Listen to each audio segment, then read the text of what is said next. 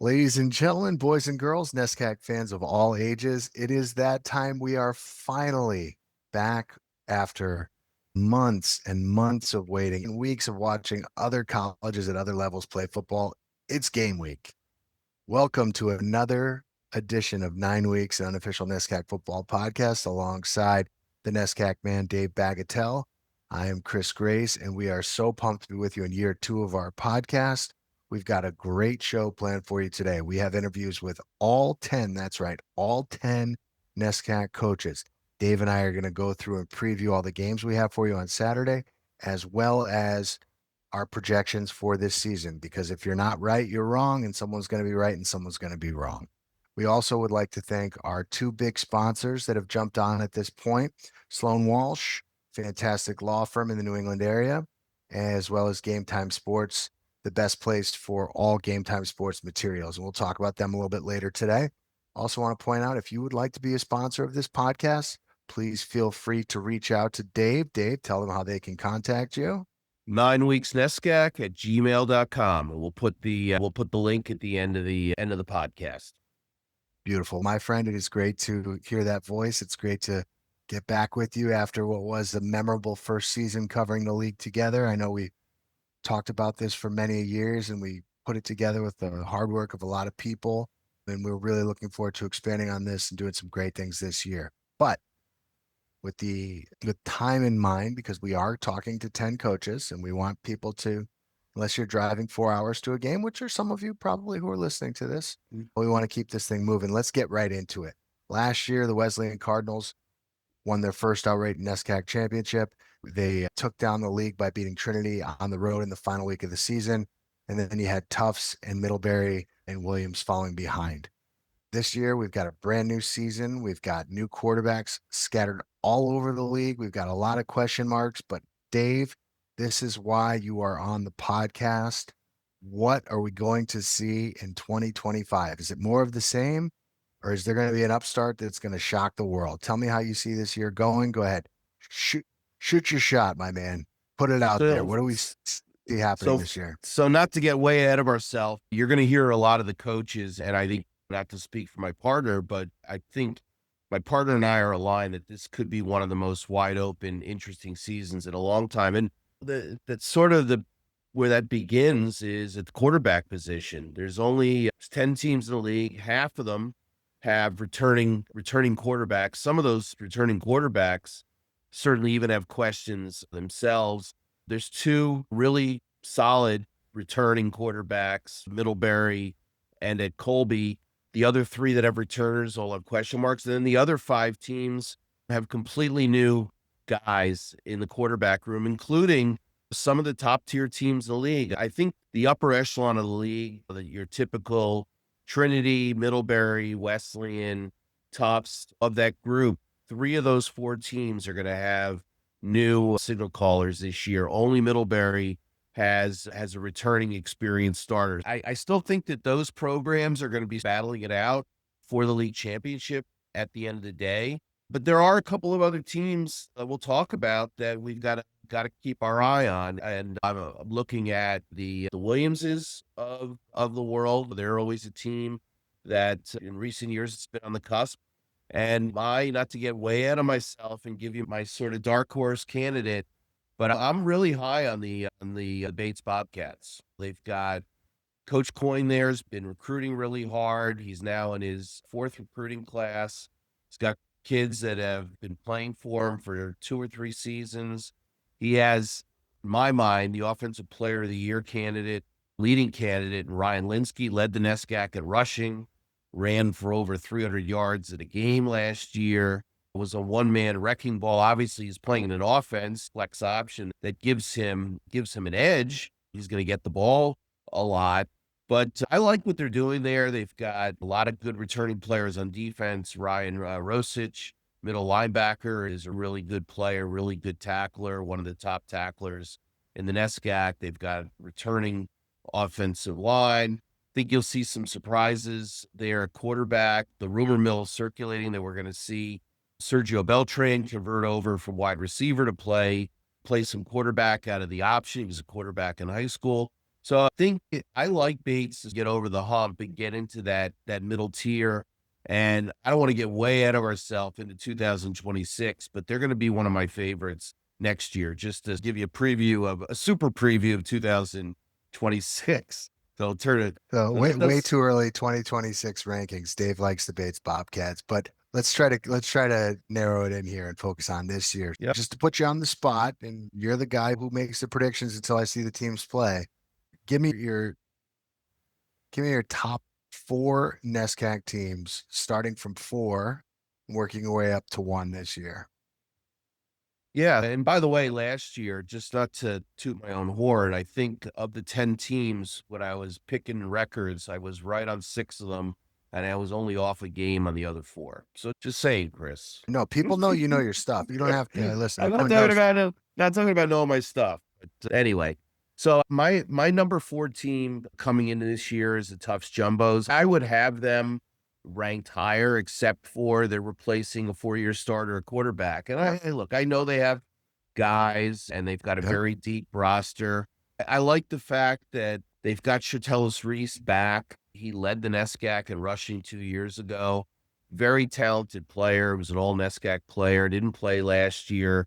They've got Shapiro there, running back. They always seem to reload at that wide receiver. They don't have a Phil Lutz or a Richardson there, but there's always somebody will step up. And look, their defense, even when I was playing, they play hard. They're tough. You'll always know you played tough. So they come out and they hit you hard. They're well coached. Coach Savetti does a great job there. He's got a great staff. And obviously playing football in Boston doesn't hurt from a recruiting perspective. So Tufts is my number 4 team heading into the year. My number 3 team, I got to go with my Wesleyan Cardinals. They're coming off with their first outright league championship.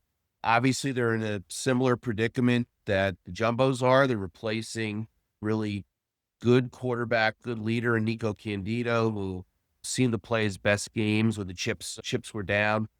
Gosh, they lose a lot of talented kids. They not only had Chase Wilson as the offensive player of the year, who's not going to be around, unfortunately, graduated, but they also lose Ben Carbo, who also graduated, who was the defensive player of the year. And a lot of other, I could go down the list, players, a lot of really talented players.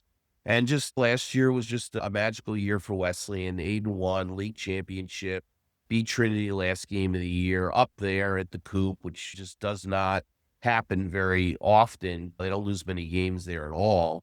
So it was a magical year. I don't quite see them having the same year. You got to replace a quarterback. I think the guys they have, Simons and Chase Vaughn, are both very talented, and they've been patiently waiting their turn. They've seen a little bit of action at the varsity level. Obviously, they played Wesleyan's one of the teams in NESCAC that plays a JV schedule, so they've seen some JV action.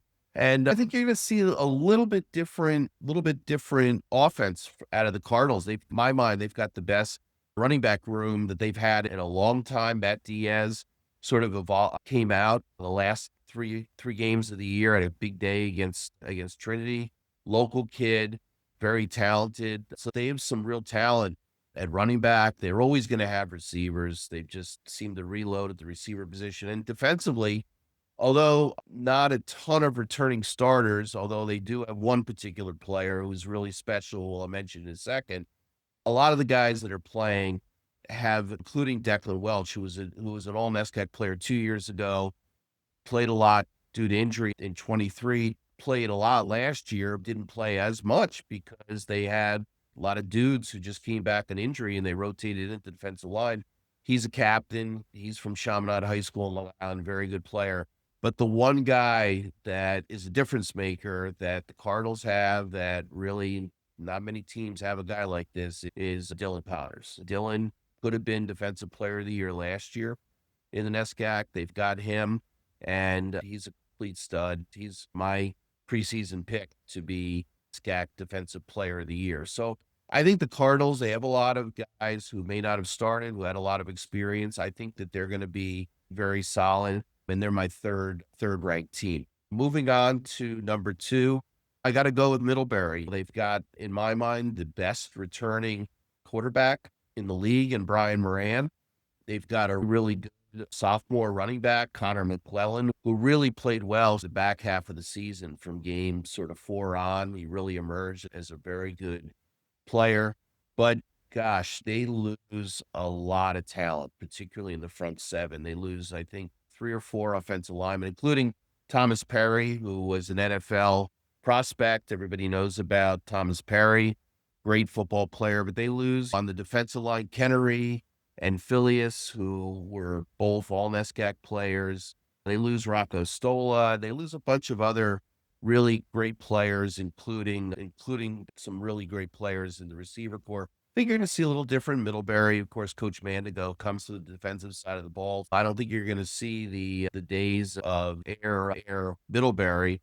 I think you're going to be able to see a little bit more run oriented, a little bit more ball control, and play good defense. But they have their flaws too. Every team in the league has their flaws, and Middlebury's got to replace offensive linemen and a lot of guys in their front 7. So they're my number 2 ranked team. And then number 1 team, and just based on, this is more just a historical pick.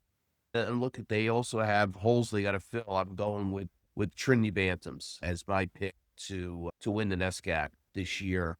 But I don't think it's going to be easy for them, and I don't think this is a 9-0 stellar run the table, outscore teams 50, 60 to nothing kind of team. I think they're going to win a lot of games just because they've got talented guys in offense. They've got guys like Tyler DiNapoli and Nolan O'Brien, but they've got a lot of good players on defense as well, a lot of returning players. So the defense is going to be really strong. Here we are, another team. They've got to replace starting quarterback Xander Zambrowski, who replaced Spencer Fenner, of course, was a starter for 3 years. So this is changing the guard for Trinity. There isn't that, as we'll hear later from Coach Devaney, there's not that one guy who last year very clearly you knew it was going to be Xander going into the season. This season, there's a little bit more uncertainty in Hartford. There's just enough talent there. They seem to reload. They're going to have they have a lot of really talented players. Obviously, they have a lot of depth. DiNapoli and O'Brien are difference makers. I'm sure they're going to reload with some younger wide receivers. I just think that they're going to, maybe a cop-out. They've been there a lot in the last 20 years. They seem to get it done, but I think that this is more of a 7-2 Trinity team than it is one of their 9-0. And look, you're 7-2. I think Middlebury and Wesleyan and Tufts are all going to be right around the same numbers. I hope we don't have another situation where it's one of those co-champion kind of things. We all hate that. And next year, by the way, we'll have to figure out how to get those ties broken, because obviously the league champion will be going to the NCAA playoffs, and ties ain't going to cut it. So that's how I see the top of the NESCAC. But it's going to be a really interesting, fun year. Always week 1 is wrapping your Christmas presents. It's a whole new season. Everybody's starting out 0-0. You'll hear it. We talk to the coaches, and they're all very optimistic, and they all think that they've got the next league champ. And hey, we'll find out on Saturday who's really got the goods. Yeah, I think that's, just to add on to what you're saying, while you were describing that, the thing that popped into my head was that I feel like this is a year where we're going to have 2-3 teams that are going to be 6-3, 7-2. And it's going to come down to those critical late season games and those head-to-head games that are going to determine who the winner is. And I've wavered here, and it's really easy to predict football based on the quarterback play, right? We do it at every level. But when you look at your top 3 teams, and 2 of those 3 teams are going to be starting guys who have never started a game for their team. And then the other team that you have up there in Middlebury, they have a guy who's played a decent amount of quarterback for them, but it's not like Moran is a 4-year starter. Right. He grew into his role last year, and they feel better about him. but they're replacing their best wide receiver. They're replacing their two best defensive linemen. They're replacing their best offensive linemen. So there are question marks all over this league, and it's going to certainly be as wide open, we think, on the surface. What I am most interested in, and this will wrap up this segment, is I am most interested in seeing one of the other teams in this league take the next step, whether that's Bates, whether that's Colby. Williams, I think I'd put Williams in the same ballpark as I would put the other four teams that you talked to. They have enough guys coming back. I don't think it would surprise anyone on this podcast if Williams were to put together one of those once every 4 years where they're right there competing in the last week of the season for a NESCAC championship. But you get deeper than that. The Bates, the Colbys, can one of those schools take a big leap? And I don't mean going from 2-7 to 4-5. I want to see one of those schools be 6-3 or 7-2 and have a chance late in the season to play for an NESCAC championship. And there's only one way to find out, right? We got to suit up on Saturday and see what happens. Colby's an interesting one also because they have a quarterback, right? And if you look at that, they could be one of those teams. They had played a lot of close games last year. They're extremely coached. They've got Jack Nye at receiver. They got guys. They got guys. I look at it from a broadcaster's perspective. When I see teams roll up to a game and I look at both sides of the line, I look at their linebackers and I move backwards. And I look and I say, these dudes look like dudes, right? And every time I've seen Colby over the last couple of years, they got guys that look like dudes, right? Yeah. If they could figure out some of the things when it comes to some of the slight self-enforced kind of errors that kind of cost them last year and figure out ways to win close games, they could be a team that makes a jump. We've talked about Bates. We know that there's talent there. They can make a jump. It'll be really interesting. And Dave and I will obviously follow it as close as anyone else throughout the course of the year. We'll take a quick break. When we come back, Dave and I are going to do a game-by-game preview as we get ready for this Saturday. But for now, we will take a quick break. We'll hear from our sponsors, and we'll be back previewing the 2025 first week of 9 weeks of NESCAC right after this. This episode of 9 Weeks NESCAC Football is sponsored by Sloan Walsh LLP. On the gridiron, victories come from preparation, smart play calling, and a defense you can trust. For 91 years, Sloan Walsh has brought that same approach to the legal field, especially when the game is toughest in insurance disputes. We know how to protect the end zone, move the chains, and deliver results when it matters most. From complex litigation to safeguarding what matters to you, our team is built to go the distance. Sloan Walsh LLP, trusted counsel, championship effort. Visit sloanwalsh.com to learn more. Transform your game day experience with Game Day Sports, your ultimate partner in celebrating athletic excellence. We collaborate with teams and parent groups to create memorable keepsakes for every fan and player. From personalized parents' lanyards to giant heads to senior banners that cheer on your favorite players, our custom print pieces capture the spirit and passion of your team. Our beautifully designed programs are packed full of essential information that every fan eagerly anticipates, making them cherished keepsakes for supporters and players alike. With over 25 years' experience, trust Game Day Sports to bring your team story to life in vibrant print, ensuring every game day is one to remember. And we're back.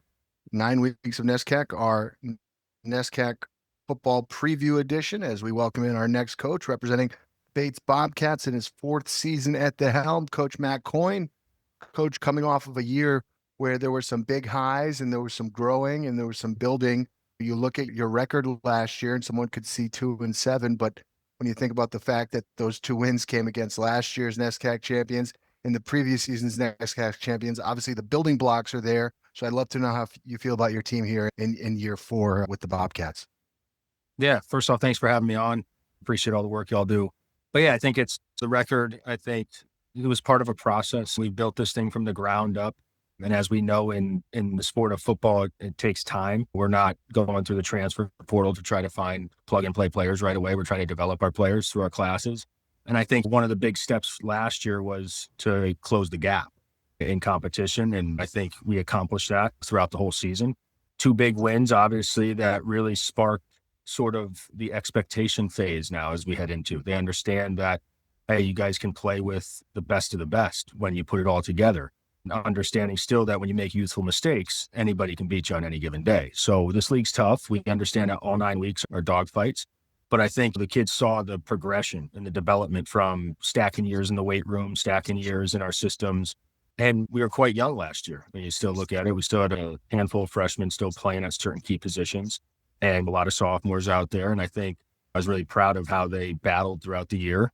And we saw that growth. I think you look at it from week 1 and 2, where we're still figuring out ourselves offensively. And then we did some really good things against Trinity that week 2 that led into the Wesleyan win. And then we got into some close games in that middle stretch that we had a 3-point loss to Williams, a 2-point loss to Colby, finished here with a 3-point loss at Hamilton. So again, I think it's a building phase. You have to understand your process, but our kids really bought into that and they saw the validation and the work throughout that whole season. So looking to stack it into another year where we continue to grow. Just getting into what we could expect on both sides of the football in terms of personnel and looks and what your expectations are on offense and defense this year, Coach. Yeah, I think it's no doubt that the league knows we're going to run the football. Obviously, Ford for us is a really good player. Ryan Linsky is now a rising junior captain. He obviously is, we're not going to fool anybody by saying we're going to try to get him the ball. We saw what he does when he can touch that ball in space. He could take it 99 yards in a second. So really, our O-line's another year older. We returned 4 of the 5, and we have some really good players that have stepped up in those roles. Our receivers, slots, everybody, obviously Sergio Beltran's back, and we have some really good depth and experience there now. We had some freshmen playing last year, especially week 1.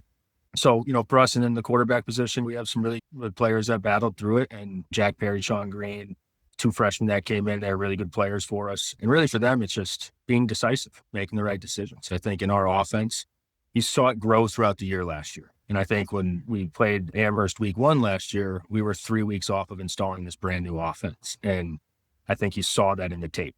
I think when we look at it, the first 30 plays, we had a miscommunication somewhere. And we knew that was part of the process, but we understood that if we stuck with it, it would equalize the games and we would be able to shorten games. We'd be able to maximize possessions. We'd be able to change momentums. And you just have to understand your identity. And the big thing for us offensively is don't get bored. For us, 4 yards is a big play and you have to appreciate that. And it's for us, gets us some high expectations within simple plays that people may see on the outside. So I think it's just understand who you are offensively, understanding what you have to do and being consistent. And again, it could be a 1, a 2, or 3 yard play, but then you saw it could be a 95-yard run. It could be something off of a play action here and there. Offensively, that's what our identity is. And so you'll see it evolve a little bit more this year as we get to year 2. So really proud of where we're at. And defensively, we return a lot. We only really lost 2 players on defense, 1 D lineman and 1 backer. And our back 7, I think, is very talented. Kids that have played now meaningful football. They all have at least 9 games, and a lot of them have 18 games under their belt and now are rising juniors. And I think we saw our defense improve vastly last year. I think you look at the first 3 weeks, really changed how we were able to compete in those games. And again, I think it's a byproduct as you go throughout the year. Last year, you get worn down a little bit and you just have to develop your players and keep them mentally locked in and understand that some of the kids out there are young and they're going to make mistakes and you have to work through that. And now we're trying to mitigate those mistakes as much as possible and make a team beat you. That's the biggest piece. You make teams beat you. You don't give them points and give them games by making bonehead plays. So that's really what we're looking at on both sides of the ball. We understand that, minimizing penalties and turnovers. I think you look at our games last year that we turned the ball over 3 times in a game. It's tough to win. You're giving up 3 possessions. And defensively, just minimizing those explosive plays, especially in the critical moments. I think we focused on that. I think guys have that game experience now. And I think that's so critical, especially in the sport of football, just having game experience. So last year, I would say we would characterize your team as a disruptor within the league, right? Everyone had to prepare for something a little bit different. And we saw, especially on those 2 occasions where you pulled the big upsets, but also, as you mentioned, the other close games. Now that you're in your 4th year and your 3rd year with your guys that you've brought in, your players that you've recruited, what would you say is the one thing that is the difference? And you can coach speak if you want, but the difference between being a disruptor and being a contender. And if that means one position group, if that means one position specifically, please feel free. But what do you think is the one thing that will be the determining factor between us having a conversation in November and you guys are contending maybe for a top 3 finish in the NESCAC? Yeah, I think it comes down to your team's culture. I think that's the biggest thing that's taken time, and that takes people. I talked about it the first year. That was the biggest thing that we had to address. And it's one of those things that you can't flip the switch on that. And I think that embodies a lot of things. It embodies guys working hard together in the offseason, seeing the product and seeing how much people are being selfless and worrying about their teammates. Because for us, it's really a selfless style of offense. There's a lot of guys out there that are blocking a bunch and might see the ball 3 or 4 times, but that's how we're going to win. And I think it just comes down to building a culture and building a team chemistry. I think that was one of the things that was really eye-opening to me as a young head coach, is understanding you're out there year one with starting like 12 freshmen and they don't even know where, their classes are yet. And you're trying to get them out there to not worry about themselves and think bigger. And it's just hard to have a 17, 18-year-old kid to do that. So you have to build culture. You have to stay consistent through it. And just every position matters. Every person matters. And really, we've seen that change. And I think now when you're talking about a disruptor, now you have to go into a phase here in year 4 and 5 where there's expectations. And when you start to expect to win and expect to be successful, but that's also has to be validated by what you do and the work you put in. So I think that's the phase that we're entering right now, is our kids are really excited about this season. They have high expectations because only we know the work that we put in. I know every team's working hard, but for us, we know what we do behind those doors. And that's what ultimately gets you to believe that you can be successful week in and week out. And so I think that was the biggest thing, is just culturally and team chemistry wise. Yeah. Last question for me, Coach. Obviously, we'll just shift gears to this weekend's game, big home game, home opener against Amherst, 150th anniversary of Bates football. Maybe you could talk a little bit about that as well. How important is this week's game? I know last year you had a tough battle at Amherst. This year you get them up at your place.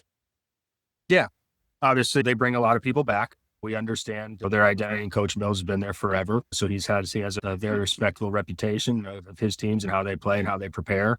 And I think just really embracing the environment and not letting it dictate how you react. I think, and that's one of those things, I'll look back on it to the previous years. It's on these big night games. It almost felt like our inexperience showed at times because we're just in this new environment, and just really embracing it and not letting it dictate your response, but feeding off it and elevating that environment.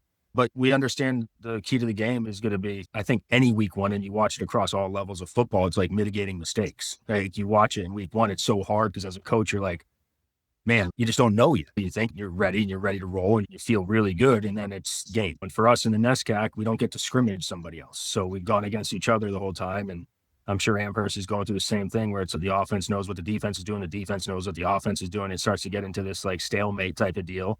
So you're just trying to go out there, play free, play confident, make things as simple as possible, but complex for the opponent, and really just mitigating mistakes. I think that's the biggest things. If you can do that week one, you're going to put yourself in a position to be successful and have an opportunity to win that game.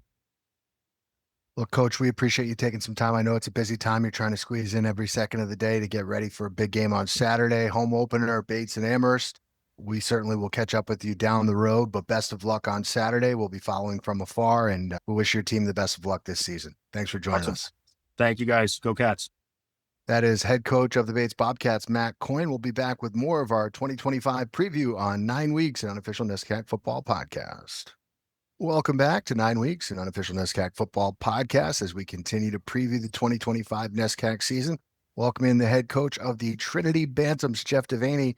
Coach, first of all, we appreciate you taking some time and helping us prep for this season. I'm sure you're rip-roaring ready to go. Last year, you guys had another great season, 7-2, but I know as we talked at the end of last season, that's not where you guys want to be. As we get ready for this season, how are you feeling about your team? How are you feeling about your hopes? I know what your expectations are, but how's everything been looking in fall practice so far as we get ready for the season opener? Yeah, I think we're trending in a good direction. We got off to a really slow start. We seemed the first 5 or 6 days to be a very undisciplined group, but there's good leadership on the team, great senior class, and I think we sorted out some of those problems. And obviously you talk about the hardest thing in football to do is replace your quarterback. You guys have to do that last year. You're going to have to do it again this year. But you are lucky in that you have some very experienced and talented skill players that you can lean on. But how's the quarterback room looking without giving too much away? I would say that the depth of the room is the strongest we've ever had, which is great news, but it's not an easy coaching decision from the sense that like most years we're like, okay, that guy's clearly the guy, and there's a big gap between that guy and everybody else. So we're going to go with that.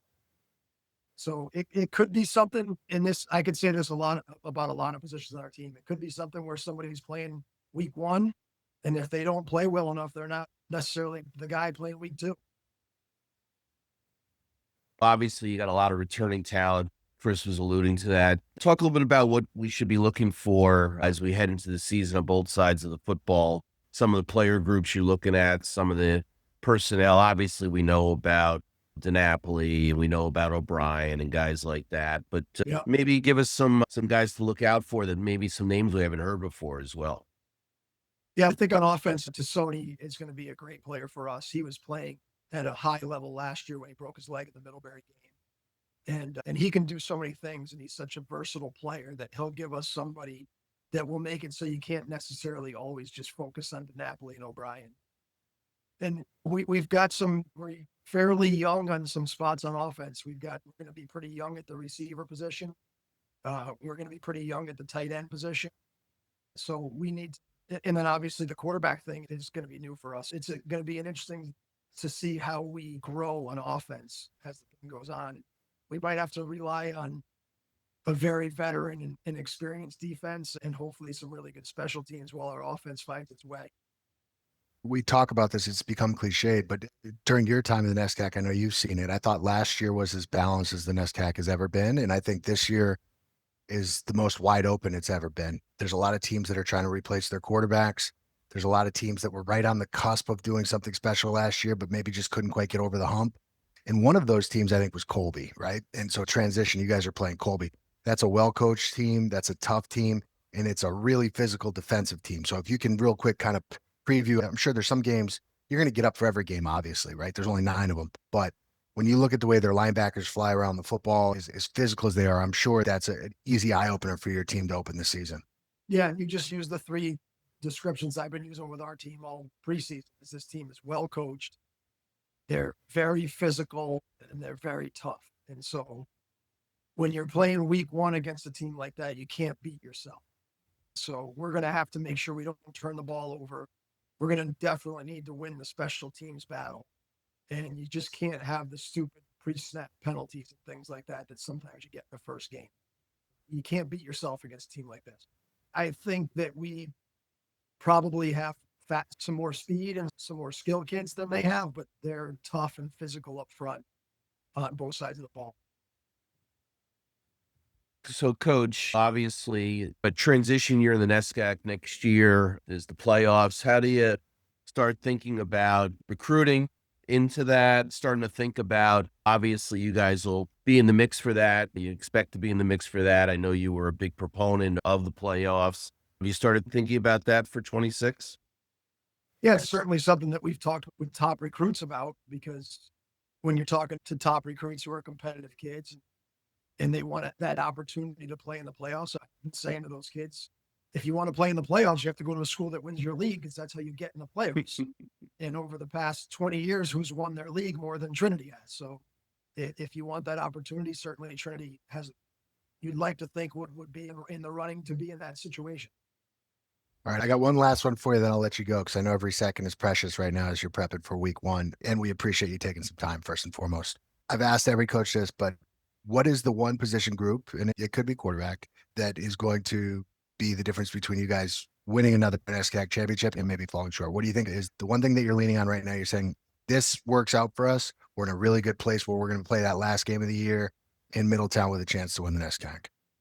I would say that we are incredibly talented at tailback, but we're going to need our young receivers to be that. We don't, as of today, we don't have Sean Clapp. We're going to need the receivers as a group to be a good group, because none of them are going to be able to do what Sean Clapp has done the last 2 years. Listen, we'll certainly be paying attention on Saturday. It should be a fun matchup, and we're more importantly going to look forward to who's going to be getting the snaps at the quarterback position.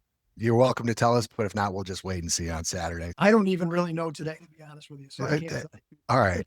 I'll text you Saturday morning. But Coach, we appreciate your time. Good luck on Saturday, and we'll hope to catch up with you at some point in the season for a more in-depth conversation when we have more to talk about. Thanks again. Guys. Thanks for promoting NESCAC football.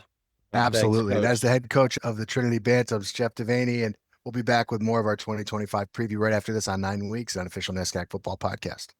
Welcome back to our 2025 NESCAC 9 Weeks of NESCAC season preview edition, as we welcome in the Dean of NESCAC Coaches, EJ Mills. Coach, first and foremost, we certainly appreciate you taking some time. You've always been gracious with your time.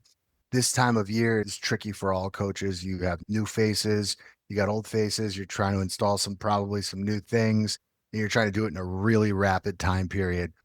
Obviously, you guys have been building and you're trying to reestablish yourselves within the conference. How is the fall been for you? How is your program looking? How do you feel about your team going into a really challenging week 1 game against Bates? Yeah.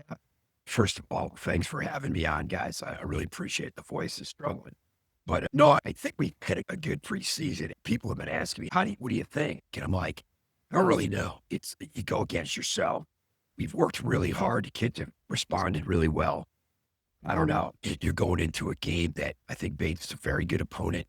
They run the option, which is a pain to get ready for. But I'm excited. Our kids are excited. I think we're going to be ready to go. There's no question about that. I'm going to be interested to see how we respond in a game situation. But I'm super excited, and I think our kids are as well. And we've got a veteran team, which I'm excited about. And obviously, no one ever wants to plan for the option. It's not fun. But the old adage was, if you're going to play Army or Navy or Georgia Tech when, they were running the triple option, you'd rather it be in week 1, because then at least you can put all your focus on that. Yeah. So I'm sure your defensive ends are sick and tired of keeping outside contain, and everyone's ready to get through week 1. No, you're right. I think from a timing standpoint, you have a little bit more time to maybe do it. And it's their first game too, right? They got a new quarterback. There's a lot of things that we all are in the same boat, so to speak, trying to figure out what kind of team we're going to be. But I know they're going to be excited. They got the big celebration going on, and so that'll just add a little bit to it. But our guys are pumped up and ready to do battle, that's for sure. Yeah, hopefully there'll be a little bit more scoring than that first Bates Tufts game, right? In 1875, right? Yeah, exactly. But if you could just, we've been obviously, this is the season preview, so we'd love to hear a little bit about what we should be looking for and any particular players we should be watching on your squad this year, both sides of the ball and maybe special teams as well. Yeah, I think defensively I'll start there. And we do have a veteran secondary bunch of guys, and the Harmon brothers are really talented players. Luke, who plays our Viper, and he's been a really stellar player. Miles is a really good boundary cover corner. He's been injured the last 2 years, so he's only played probably the first 2 or 3 games, both of the last 2 years. And then Snake with a Jones fracture on his foot, and then he had an MCL surgery. Those 2 are really good players, and we feel like defensively we've got a good crew back, and I'm excited for that crew. Offensively, Cato Legaspi, who's been a kid that's played tailback for us, he's played some tight end for us, but really is a tailback, is healthy, and I'm excited to see him play. And up front, I think it's probably our best group the last couple of years. It's a pretty veteran group. Guys, we have 4 returning starters. That's a good group. Miles Roberts, our left tackle, John McLaughlin, our center. Two guys that are really good football players. And then the 3 wideouts, Sam Gerber is really been a 3-year starter, Carter Young, and then Christian Moore, who got hurt and only played in 2 games last year, he's a dynamic talent. He's one of the best kids, certainly in our program. So we're excited to see what Christian can do. He's healthy. And so, like I said, we got to win some football games. We're an unproven team, but I think our guys have worked hard. They believe in themselves, and we'll see what we can do on Saturday. Yeah, and you talk about having some experience back. The position that there's the most turnover in this league right now is quarterback. Yeah. And you guys were in transition last year at that position, but it seemed like you found your guy. How do you feel about where you're at the game's most important position? And obviously you got great line play, but if you're making mistakes at the quarterback position, none of that matters, right? So how do you feel about where you're at? Merrick, he's a big, strong kid, and I think he's really made some nice progress. He did a lot of nice things as a first year, but we turned the ball over way too many times to win football games in. So that's obviously been the focus, is protecting the football and making sure that you're not putting your defense in a tough spot. I think we made some progress there, yet Saturdays are different than practice days. Quarterbacks don't get really hit in practice. And it's going to be the biggest tell, right? Is what is the development there and the decision-making to keep us out of bad plays and things like that. And I'm excited to see what Merrick can do. He's a really talented kid. He works incredibly hard. He's detailed in his preparation. but it's still, game day is different. That will tell, really. But I think he's up for the task, and we're excited to have him leading our team. There's no question about that.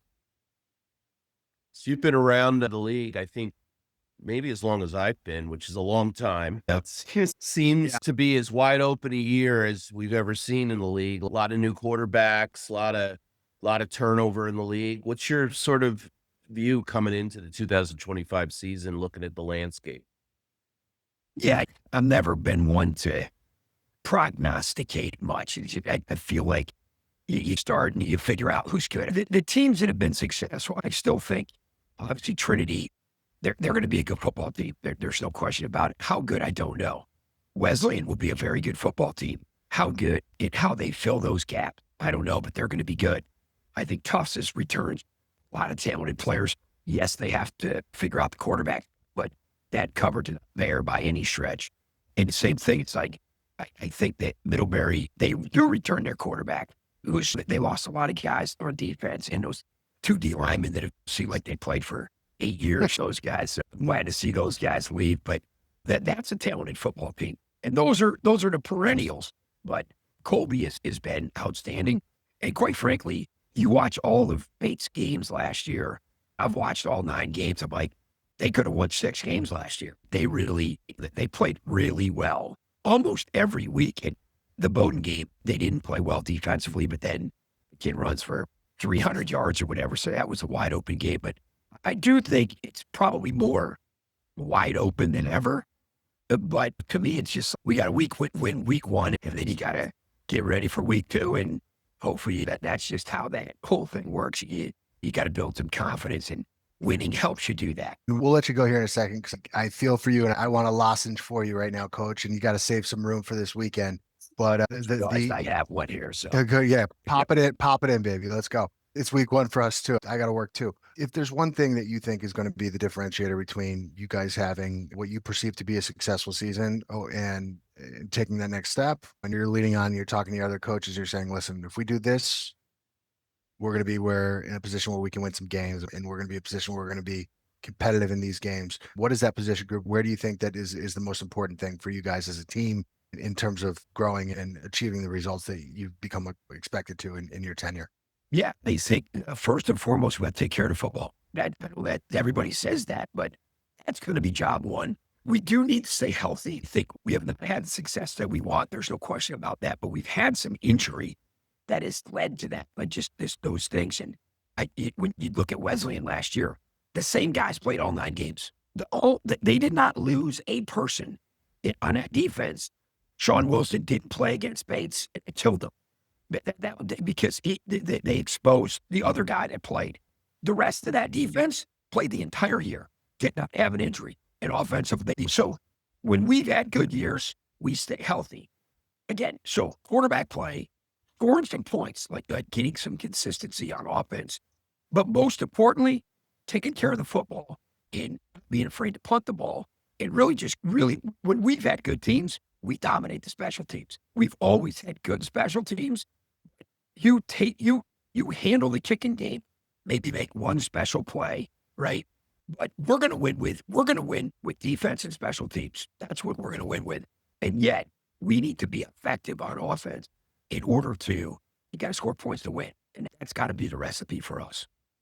Well, look, Coach, we appreciate you taking some time. We'll let you get back to the rigors that are being a Division III football coach, and we appreciate you taking a little time with us. We hope we can catch up with you later on down the road this season for a more in-depth conversation. Hopefully after you've had some tea with some lemon in it and you're feeling rip-roaring and ready to go. But it doesn't fall on deaf ears here. We appreciate you taking a little bit of time, and best of luck this weekend, which I'm sure will be a fun atmosphere in Maine. So best of luck to your team this year, and we hope to talk to you down the road. I appreciate you. Thank you very much. That is Coach. That is good luck, Coach. Thanks, guys. The head coach of the Amherst Mammoths, EJ Mills, will be back with more of our 2025 preview right after this 9 weeks of NESCAC, an unofficial NESCAC football podcast. Welcome back to 9 weeks, an unofficial NESCAC football podcast, as we welcome in the head coach at Hamilton, Dave Murray. Coach, first of all, we appreciate you taking some time. It's great to have you on our podcast. You are rounding out our season preview here, and we've got lots of questions for you. But first and foremost, we ask everyone this. It's a busy time of the year. How has this abbreviated fall practice session as you prepare for a big one, week one, obviously against Williams, and what's the temperature of your team looking like right now as we get ready for the season? Sure. First, thanks for having me on. I appreciate it. And I know as a program, we're really excited to get the season going. It was great to end last year with a win, but we had a tough stretch before, that's for sure. We lost a lot of close football games a year ago, and we're hoping that, and the guys have worked hard. They rebounded, and we're hoping that we can close a few games this year with a couple W's, which will be great. And no, we're super excited for Williams on Saturday and looking forward to the game. And you talk about that. We often talk about momentum, and it's tricky at a D3 level, especially without postseason play, at least for another year. The best thing for any coach is if you win that last game, right? It doesn't matter what happened before that. So all those guys have that taste in every workout, have that taste as they get ready for the season. Talk about a lot of the programs in this league are having to figure out who's going to be taking their snaps, right? Talk about the luxury of having a guy with experience and at least a guy that you can lean on who knows your coach speak, who knows what you expect from him, and how that kind of eases the burden on a lot of the other guys as you try to rebuild. Yeah, no, I think you're exactly right. Luke Kurzum 2 years ago was the NESCAC Rookie of the Year. And this past 24 season, we were splitting some time at quarterback, and it wasn't good for us, to be perfectly honest with you. But Luke's our guy now. He's had a great preseason. He's a leader. He's a super competitive young man, and he has command of the offense. He's like having a coach on the field. And we're looking forward to this season with Luke, and super excited for him. Yeah, you've got a good group of returning players, obviously, on offense. You got Chester Boyden back, his second leading receiver in the league. Really talented kid. Had a great year last year, and you've got some good players back on defense. Give us a little overview of what to expect both sides of the ball and on your special teams as well. Obviously, you lose second best punter in the country in D3. How do you fill those shoes too? Talk about that too. Yeah, no, those are all good questions. And we made him punt way too much, Dave, to be honest with you, last year. And we hope we can get that one corrected. But as you guys mentioned, it's great to have a quarterback back. It's his third year here with us now. We're pumped about that. Our top two tailbacks are back, and we're pretty excited about both those guys. Offensive line is going to be a question mark. That's where we got hit hardest with graduation. So we've got a couple holes to fill there. But we didn't, and we want to run the ball this year, right? We want to have the ability to run the ball. Last year we ran for 600 yards, which is not a good season as far as carrying the football goes. We've got more size up front. They're going to be younger. They're going to be a little inexperienced, but we're counting on those guys to not only give us some great run blocking, but also protect our QB in the pass game. And yes, our receiving core is for the most part back intact. Chester had a career year for us at most receptions in a season in Hamilton history. But there's some good young guys there as well that we're pretty excited about. We don't have the 6'5", 230-pounder going down the field, but we've got some smaller guys that can run and catch the football. Ideally, offensively, balanced attack, but man, we do want to run the football a hell of a lot better than we did a year ago, for sure. But defensively, we returned a couple starters in our secondary. Kyle Bratcher was our best DB a year ago. He's back. Nico Obregon at corner is back. We have a transfer in from Monmouth that'll be starting for us on Saturday that we think is a pretty good football player. A couple holes to fill up front with the defensive line. So both sides of the football, the front lines are going to be new and inexperienced guys. But we think there's talent there. We're excited about those guys. Linebacker, pretty seasoned group. That group's been back. They've got a lot of playing time under their belt. It's always good to have that group that's basically right in the middle of the defense back with us that they can set the front. So the quarterbacks of the defense, those guys hopefully will be really good. Kicker, Carmelo Velardo was our kicker a year ago, a place kicker. He's really solid. And we feel he's from 45 and in, he's going to be really consistent for us. Punting, we've got to fill the hole that we lost with Ty Boy. It's a Wednesday practice today, but we're still figuring out who that guy is going to be that's punting for us. So we got a couple guys. We have a freshman. We have the backup from a year ago.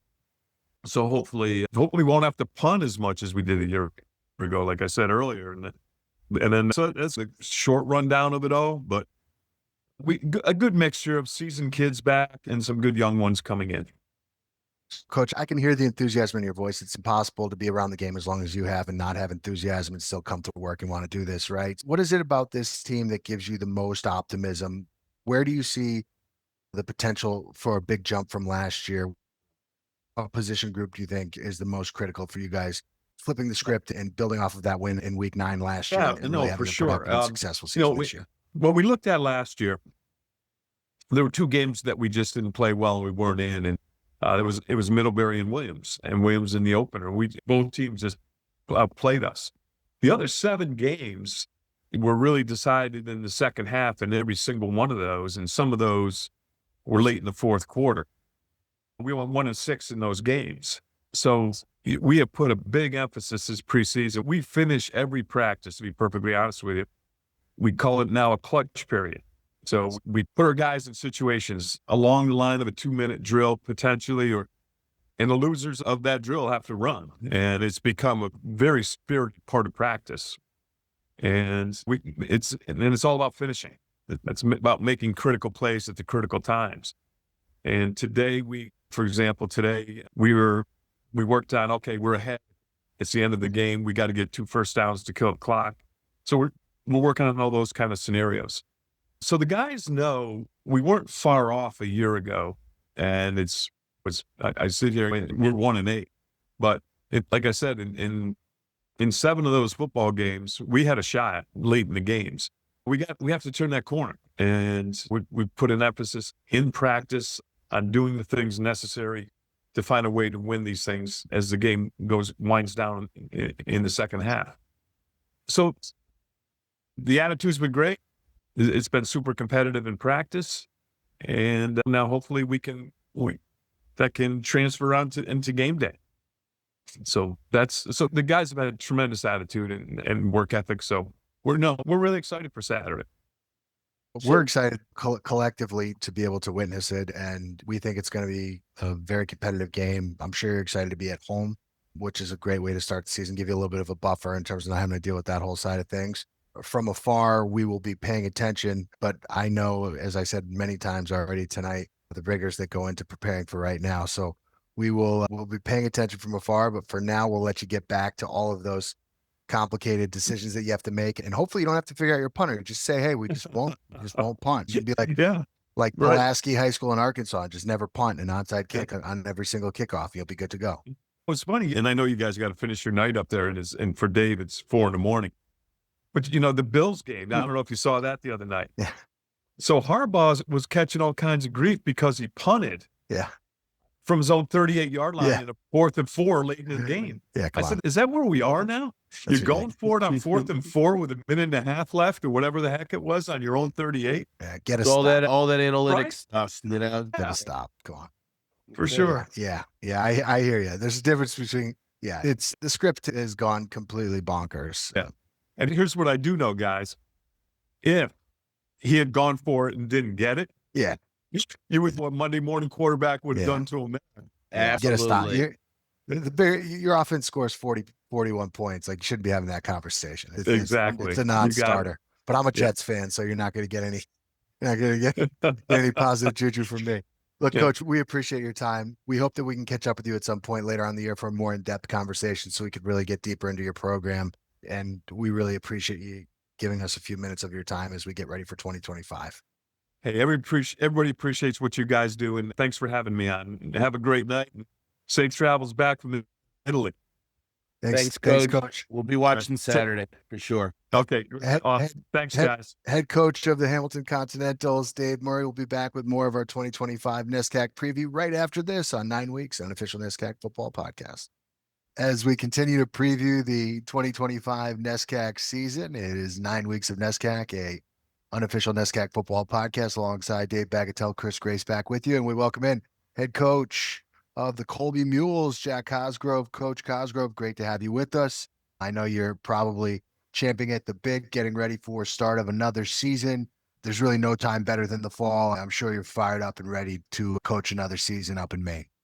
We sure are. It's an exciting time of year, and nothing is quite as exciting as the opener. Just bringing a new team together, and watching it grow over the course of the spring, through the summer and preseason, and mixing in we have 24 first-year guys that have added to our roster. Really excited to see what we got, see how this team can fare in a very tough competitive league. You opened the door, Coach, so I'll just go right there. You guys are not giving any favors when it comes to the schedule at the start of the year. You open right up. You take on one of, if not the preeminent program in the NESCAC. You take on Trinity, but what better way to figure out what you got, right? Test the waters. What are you expecting to see on Saturday? Well, a long time ago when I opened up my career here, it was 35-0 at halftime versus them. So we've come a long way from that. We really have come a long way. We thought we battled them tooth and nail last year, and they had a very good ball club down at their place. Played in tremendously challenging heat. That was something that was really new to us in a way, simply because it's just milder and calmer in August up here. And well, we got them at home this year. We've had a really good camp, and we're coming together, and we got the best in the business really from the conference. If you look at the last 20 years, they have been the kingpins, and it's more than a special opportunity for us. Yeah, Coach, last year, 4-5. I'm sure you were not happy with that, but you did win 3 of your last 4 games, so you finished really strong. So you had some good momentum heading into this year. Do you think there's any carryover effect heading into the 2025 season?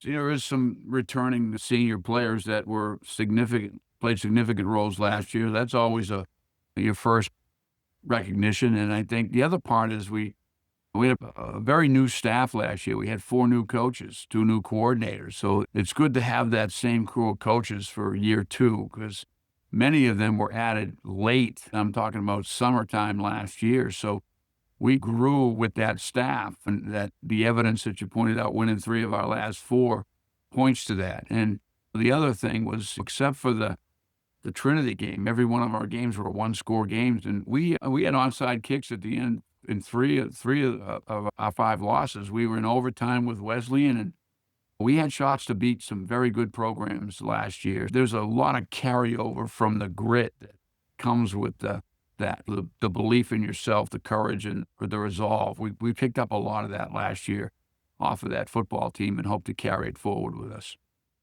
If you talk about some of the experience that comes back, and obviously you mentioned having some new guys into the program, if you'd say that there's one position group that you think is going to most heavily depend on you guys having a successful season, where would you point the focus right now? Where would you say that the squad is going to be led by this year? What are the most important players on? Our deepest position is the linebacker position, without a doubt. We have Sebastian Romaine coming back, and Dennis Doherty has been a 3-year starter. We've got 2 of the young men, Lincoln Merrill, and we moved Declan McNamara over to the outside linebacker spot last year. He excelled at the end of the season. He was a short-term guy, just 2 games, but it was really impressive what he did. He's probably been as good a player as we've had this preseason. So, yeah, that group's got some depth. We've got some veterans over there in that group. So that's our strongest group. And I like our receiver group on the offensive side of the ball. Of course, Jack Nye coming back after being the rookie of the year we really are excited about him and his future here with us. And we've got some guys that have got some reps over the last couple of years that we're counting on and have had very good preseasons. Quarterback this game, no matter what the level, high school, college, pro, has become such a quarterback-centric sport.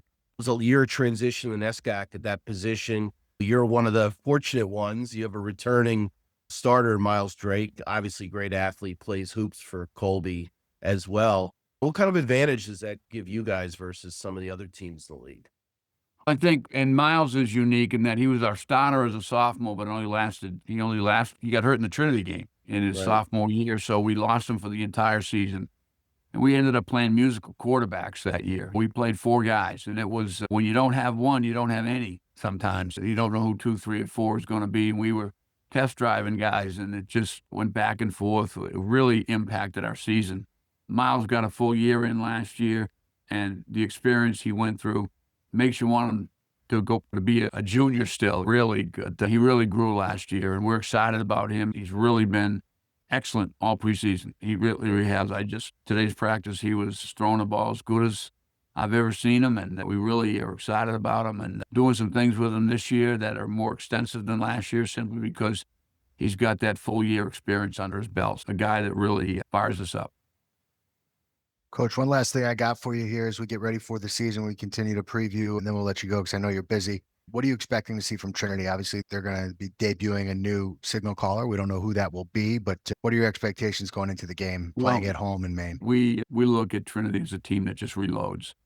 We do. It's historic for them. They find guys, they bring them in, they coach them hard, they develop, they have good players. We know they're going to have good players, despite last year the quarterback had not played, came in and he had a hell of a game against us. He was good and he had a great season, I thought. I really respected the fact that kid hung in there for 3 years, got his chance and excelled at it. And that speaks volumes about just the depth that they have in the program. They have an ability to have more players than everybody else and those kind of things, and it works for them. We're challenged by that, but I signed up to do this. I knew the challenges. I love being an underdog. We're one this weekend, but let's go take it on. If you're going to be an underdog, you might as well be a home underdog, I say. That makes it, that's problem. Winning on the road is an underdog. I'll go to my grave saying, going to Mississippi State. Oh, whoa, you know where I went to college. I know. Easy. I know. But that one will never leave me on the road, baby. Joel, let me tell you, it'll never leave me either. So we both got that going for us. You got it. I had to pop that one in there. Hey, good job. Good job. Look, we certainly appreciate your time. We'll be following from afar on Saturday, but we wish you and your team the best of luck. And we hope we can catch up with you as we get deeper into the season this year, Coach. You will. Thank you so much. Good luck. Yeah, good luck on the season, Coach. We'll see you at some point during the year, I'm sure. You got it. Thank you so much. Very good. Thank you. Bye-bye. Coach Jack Cosgrove, head coach of the Colby Mules, will be back in just a bit with more 9 Weeks in NESCAC Football Podcast. Welcome back to 9 Weeks in Unofficial NESCAC Football Podcast. Alongside Dave Bagatelle, Chris Grace back with you. We welcome in Williams Eve's head football coach Mark Raymond, getting ready for a big Week 1 opener, coming off of a solid season, finishing up 5-4. Of course, the big victory over the other school that plays wearing purple, Coach. And obviously, as we get ready to preview a new season, you guys have been continuing to build in Williamstown. You got to be pretty excited for some of the returners you have and pretty fired up for this time of the year. Yeah. Hey, guys, thanks for having me on. Really appreciate and wonderful job you guys do. Yeah, we're certainly excited for the season. We've obviously a couple weeks in here and just a few days away from our opener over at Hamilton. It's an exciting time of the year, and we know we have a hell of a challenge ahead of us going on the road.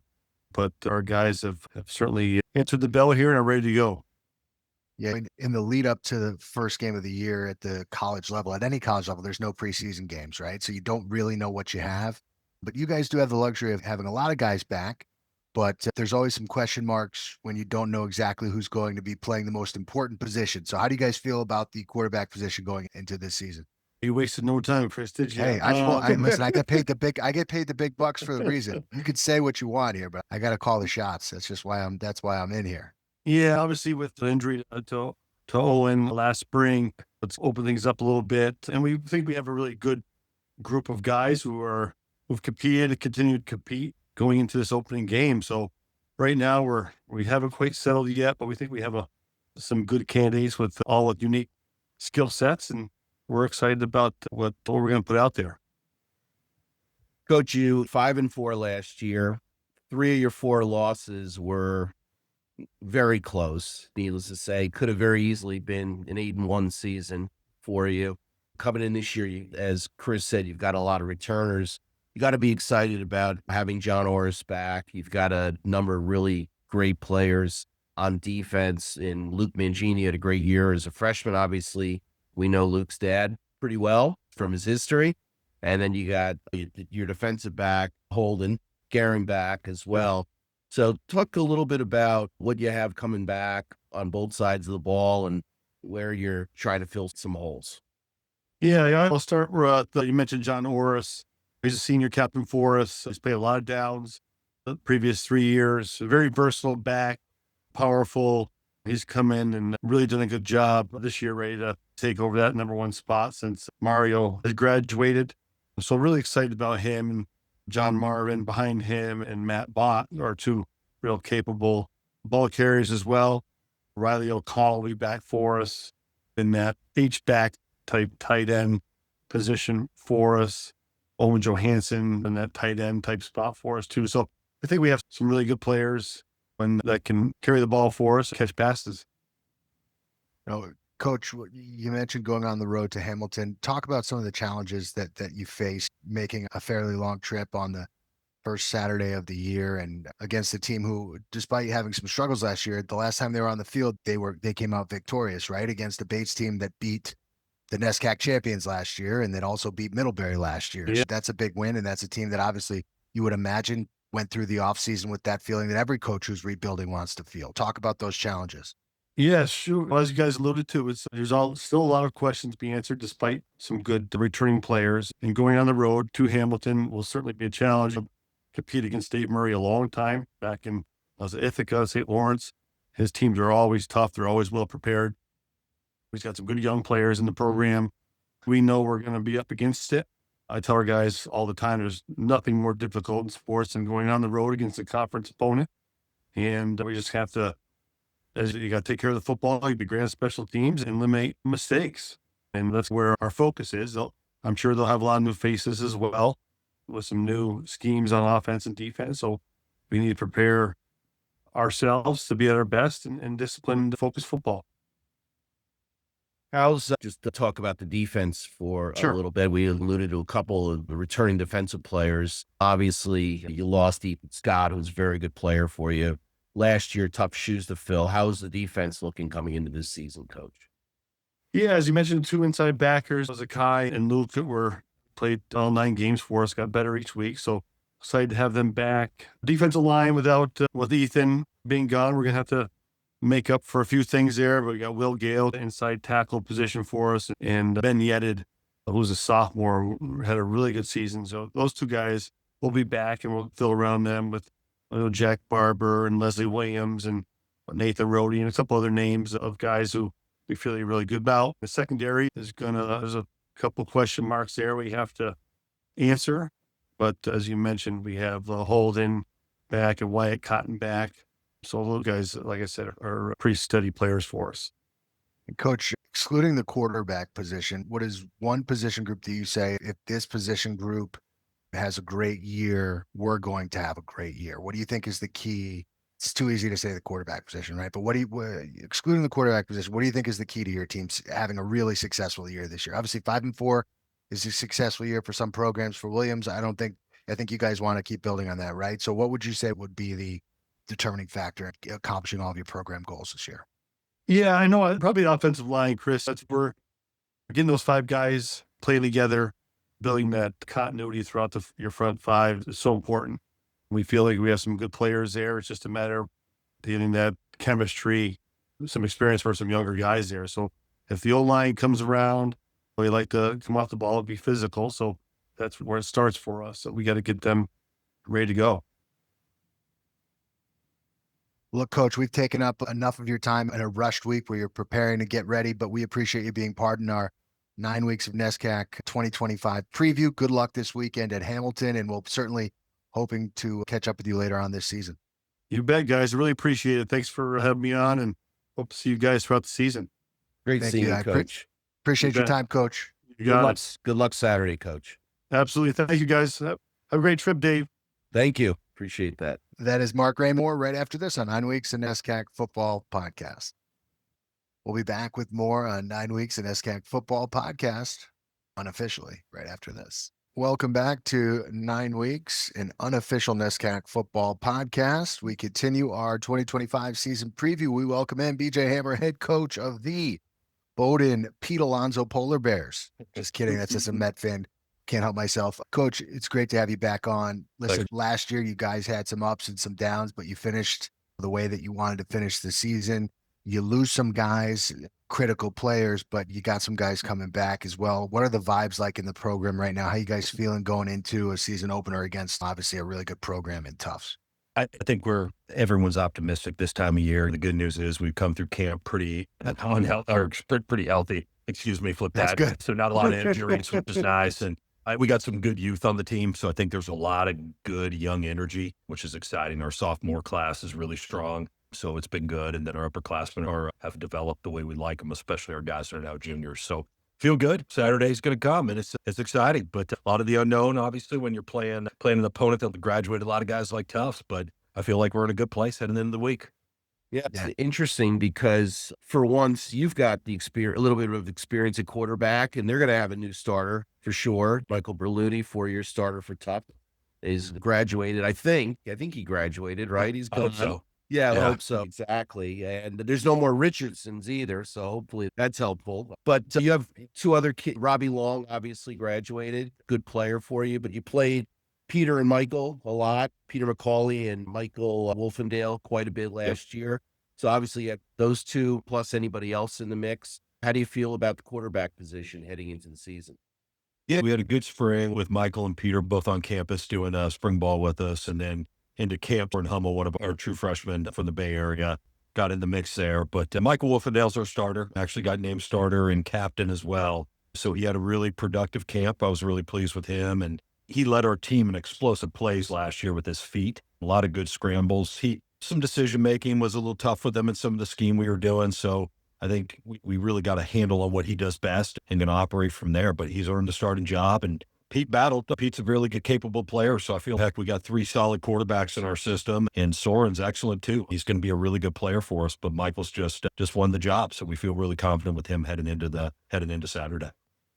First of all, I appreciate your transparency because we'll have to wait until we get all the coaches on here, but I don't think everyone would be so willing to.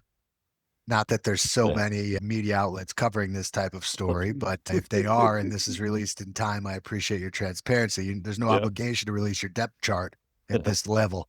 Coach Sabetti already has it, so there's no surprise for him. I already saw him at the top of the list on there yesterday. All right. So, Good enough. There you go. Good enough. We're going to talk to him later today. I'll see if I can get some info from him for you. But one thing I always notice when I watch your team play is the way that your defenses fly around the ball. And obviously you've had some really good players.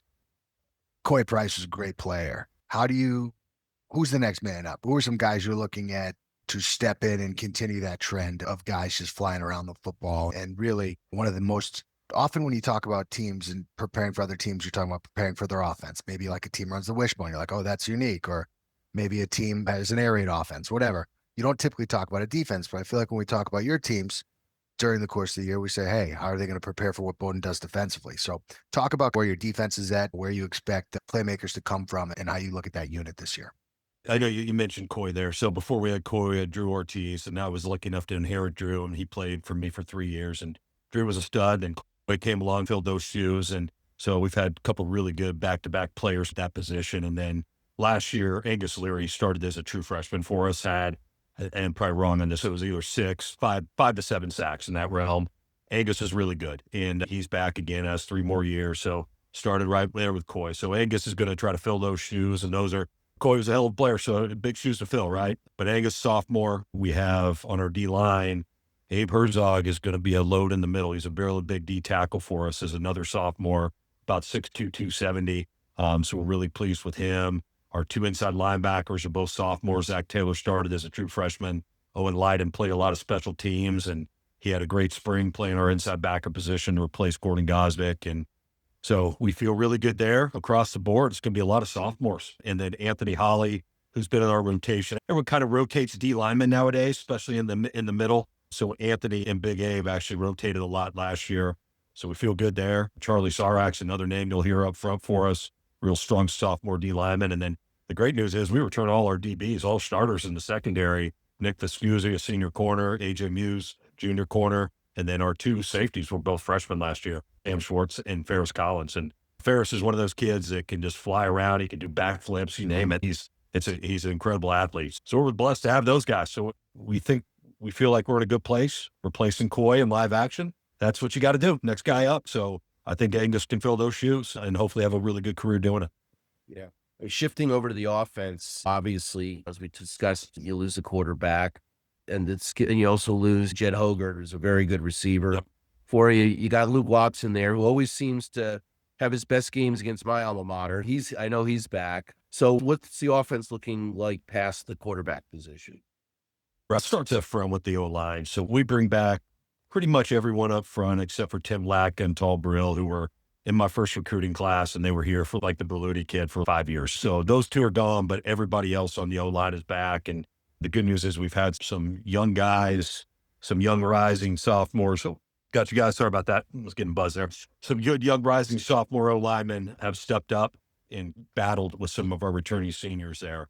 So we feel like we're going to have 2 seniors on that O-line starting, potentially 2 sophomores at guard, and then a junior at tackle and James Lucy, who started since a freshman. So we feel good there. A lot of experience back with that group. Jake Gaylord, I think, can be one of the better tight ends in the league at 6'5", about 230, and we can flex him out and do that. So he'll be a name we use. And then Slade Podemski is a returning receiver, has played a lot for us. Jed overshadowed him, Colton Fahey, Brendan King. So we're counting on Slade to have an excellent year. He's a big, tall kid, fast. He's probably the fastest kid in Vermont coming out of high school, all that good stuff. Slade, we're expecting a big year from him. We need him to step up because we got a pretty youthful wide receiver room. A lot of young freshmen are going to be contributing across the board. So Slade is the ringleader with that young group there. And Coach, lastly, before we let you go, if you were to say the keys for us to have a successful season, whether that is 6-3, 5-4, 7-2, winning the NESCAC, whatever, what position group would you lean on and say that, and it could be quarterback, but that to me, that's a pretty obvious answer. What position group would you say is the determining factor for where you guys want to go as a program this year? Yeah, honestly, we got to play better on offense. I don't think we were very good sustaining drives last year. We didn't create enough explosive plays. So for me, we need to take care of our quarterback. So it's going to be our O-line and our tight end group that really need to take that next step moving forward in terms of physicality, establishing a ground attack for us. Because we had a lot of situations where we were playing good defense, but we got worn out, played a lot of snaps. And so we need to really control the football, make good decisions. So that O-line is going to play a major role in that with all the returners there. And they need to help Michael. Michael needs to make good decisions. Michael Wolfendale use his feet instead of having to force balls into tough situations, which he was doing a little bit of that too much last year. So we always tell him, hey, a check down or a quarterback scramble, we'll take it, man. Extend the play, make smart decisions. But I think him having that offensive line is going to help him immensely because I'm really proud of the way they've performed throughout camp. Just one last question, Chris, before we let you go, Coach. Obviously, you got Tufts coming up. You get to play at home. They're going to have a new quarterback. We mentioned that earlier. How do you prepare for that? What should we look for in the game this Saturday? Yeah, that's a great question. We have an idea who it is. He's played a few snaps for him. He may have thrown only one pass last year. I think he ran some quarterback counters. They put him in with Berluti a couple times and some Wildcat stuff, maybe against Middlebury. And he had a fumble against Colby in a pretty critical situation, and Tufts was able to still pull that out. So it's hard, right? I think we know he can run. I'm just not sure how do they keep his throwing ability. You can watch his high school tape. I think we recruited them like everybody else in the league did. So we've all seen the huddle film, but that's one of those tough things. So we got to go off of what Tufts has been doing in the past. And they got some new O-linemen too. And 3 out of those starters are going to be brand new. So I think this will be an interesting game. And the key will be making sure we're arrow free on special teams. I think that'll play a big role for both us and Tufts, not to speak for Coach Savetti, but that'll be big. But I think hopefully we can control the cue and make sure he is having to read progressions and not have the quick, easy throws. That'll be very important in the game. Coach, we appreciate your insight. We appreciate your candor, and we look forward to expanding on this conversation as the season goes on. But for Dave and myself, best of luck this weekend. We'll be following from afar, and it's got to be a pretty good feeling to be opening up at home. I know that the friendly confines in Maine will hopefully treat you well, but when I talk to Coach Savetti, I'm going to say the opposite thing. So take that with a grain of salt. I'm kidding, obviously, but we appreciate you joining us, and best of luck this season. And we look forward to catching up with you down the road. No problem, guys. I appreciate it. It's always good to be at home. We got to head to Middlebury and Hamilton for the next 2 games. So we're going to enjoy being at home for this one and wish everybody the best of luck. Thanks, guys. Talk to you soon. All right. One Saturday at a time. Thanks a lot. That's Coach BJ Hammer. We'll be back with more of your 2025 NESCAC preview on 9 weeks unofficial NESCAC football podcast. More right after this.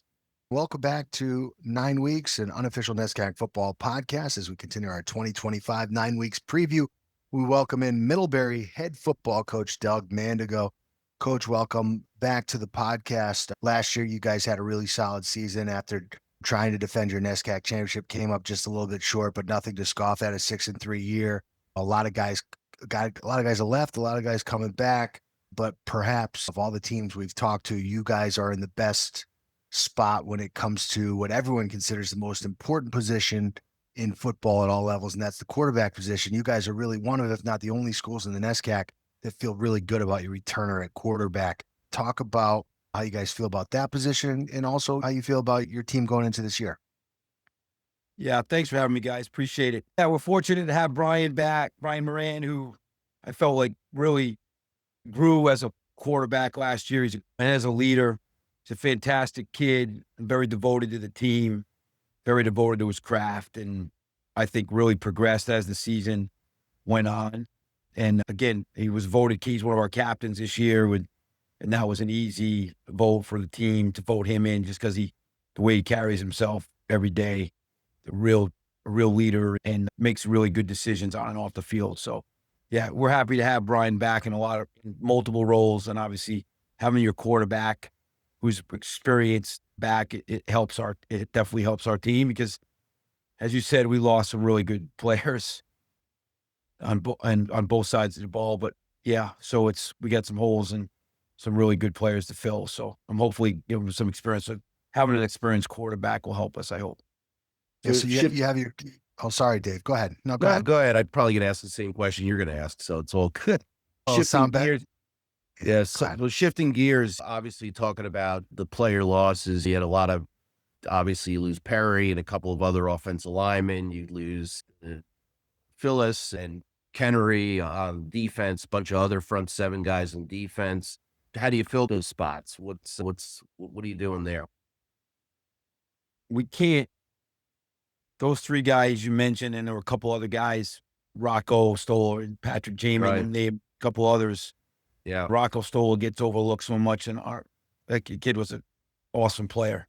And so was Patrick. But you can't replace Kennery and Phileas. You just have to try to, at those positions, you just have to try and make up for it and improve in other places. Your team's 100, you get 100% of a team, and how do you fill that 100%? So you have to have other positions filled. And the guys that are playing for Kennery and Phileas, I'm telling them that you're not going to be them, but play to the best of your ability, improve. We got some young guys playing those spots, and then we need other guys in our program to play at a higher level to make up for the build. So play at a better level at that particular position than we did last year. So the whole idea of getting to 100%, it might have to come from different positions, different roles, different people. So, yeah. Talk about, obviously you're losing some key guys along the line. It seems to me on the surface that one of the strengths, aside from having a returning signal caller, is that you guys have pretty great depth in the running back room. Do you think that's a strength you guys are going to lean on this year, that you got some good ball carriers coming back, and you think that could be a strength of the offense? Yeah, we hope. We've got three guys that had a lot of experience last year, two of which have played significant roles in the last 2 years. Yeah, we feel all three can be factors. All three bring a different skill set to the table, which is nice as well, and have a lot of flexibility to our offense. And we think that can take advantage of that, and having that depth at that position, I think, is really important and good for us. And we've never, typically Middlebury colleges, we've had some good running backs in the past, but this is probably the best group. And we've typically been a really stable. I think we've had at least one all-conference wide receiver 18 out of 20 years in the league. At least one. We had 2 last year. So that's good, but we've been known for a passing attack in our area. But so having this group of running backs, I think, is really a positive thing for our program. So we'll see. Great. So just shifting gears a little bit, talk a little bit about the game on Saturday. Obviously, big game. You're headed on the road, head down to Middletown, face Wesleyan, defending league champs last year. You were the league champ 2 years ago, the real league champ 2 years ago. Congratulations on that. So what should we be looking for on Saturday, and how do you prepare for that game, first game of the year? Wesleyan's obviously a really strong program. They get a lot of talent.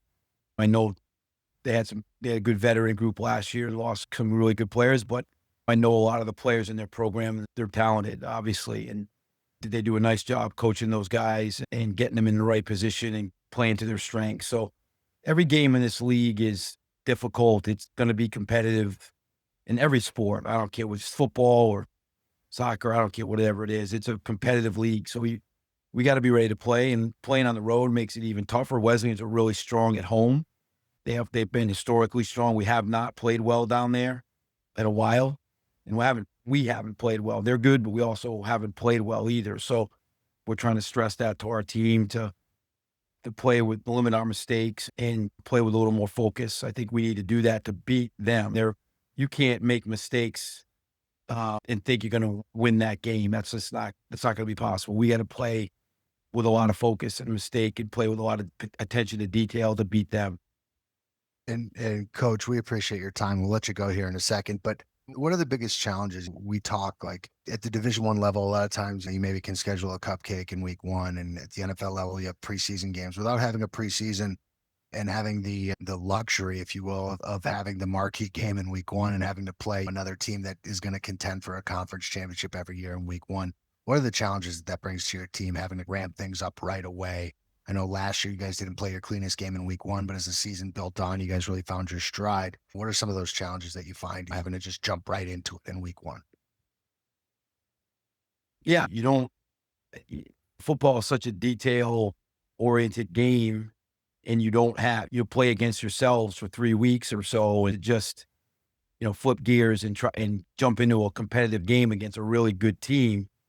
It's a challenge. And like I said, we need to do a better job of playing with more focus than we have the last couple of years against them for us to compete in this game. That is a challenge. And I talked to my guys quite a bit about this. This league is a competitive juggernaut. It doesn't matter who you play. I think I talked to you guys last week. Last year we had beaten Trinity before I talked to you, and then we lost up at Bates. And again, I'm not trying to Bates deserve to win the game, but that's the league, right? And not many people would say, "Oh, you beat Trinity, the next week you lose to Bates." Not many people would predict that, right?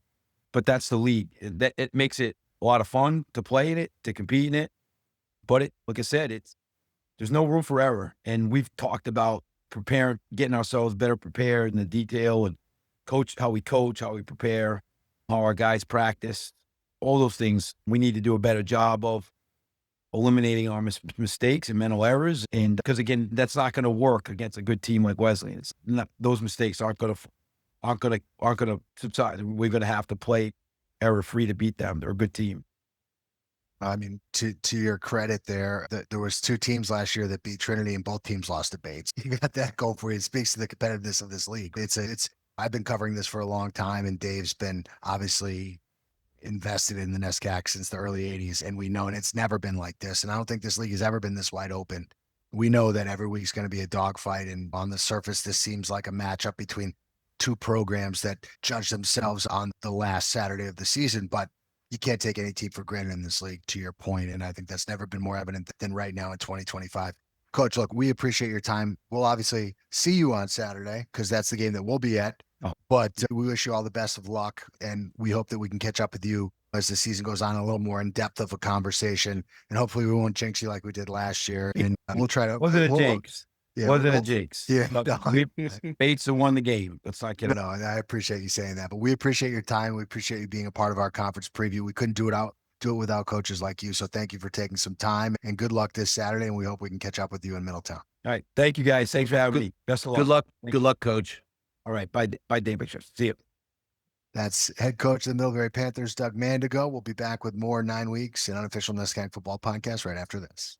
Welcome back to the 9 weeks in unofficial NESCAC Football Podcast as we continue to preview the 2025 season. Welcome in Tufts Jumbo's head coach, Jay Savetti, coming off of a 7-2 season. And as we get ready to start the new year, Coach, there's lots of changes. Pretty much throughout the NESCAC, everyone is trying to replace their signal caller, but there's not many other programs that have had to replace a guy with as much experience as you guys. So let's just get right into it. The hard questions. How you guys feeling? How's everything looking? And how's your quarterback room right now?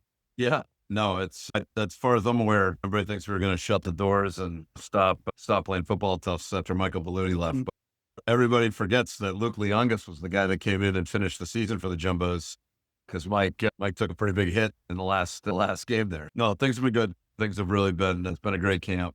Feels like a blur a little bit, as we were just talking offline. School started last week, so that always changes the tempo and pace of things. Specific to the quarterback position, really great room. Really excited about the guys that are in there. Justin Keller right now is the guy who's going to man the ship on Saturday. He's a junior from Ridgefield, Connecticut. Hudson Weidman, you'll probably see from my days when I was coaching with Tom O'Brien and players, and specific to the quarterbacks, like when you got one starter that's never played before, and essentially two of them. It's important to get both of them in the game, get their feet wet. I think that's the only time you really, truly what you've got. You guys will see both those names pop up this weekend versus Bowdoin. Two freshmen that have come in, Tor Moss from Marshfield, Mass. Really big, 6'4", 6'5" kid. Wildly lively arm. Surprisingly, a really good runner too. And Nate Johnson, a freshman from North Jersey.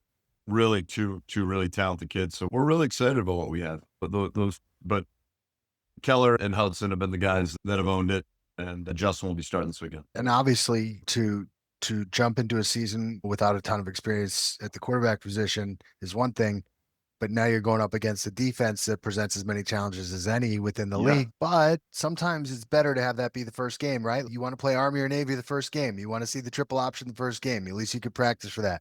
Talk about some of the challenges that you'd see with Coach Hammer's defense, is a team that blitzes more and brings guys from different spaces, and some of the things that these guys are going to be seeing. Yeah, I think they create a lot of problems.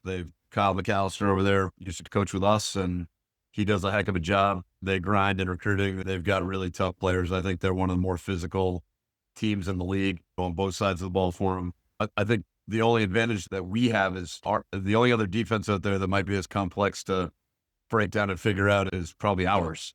We mess up and junk up fronts pretty good too, and come after the quarterbacks. The best simulation I think that anybody can produce is their own system.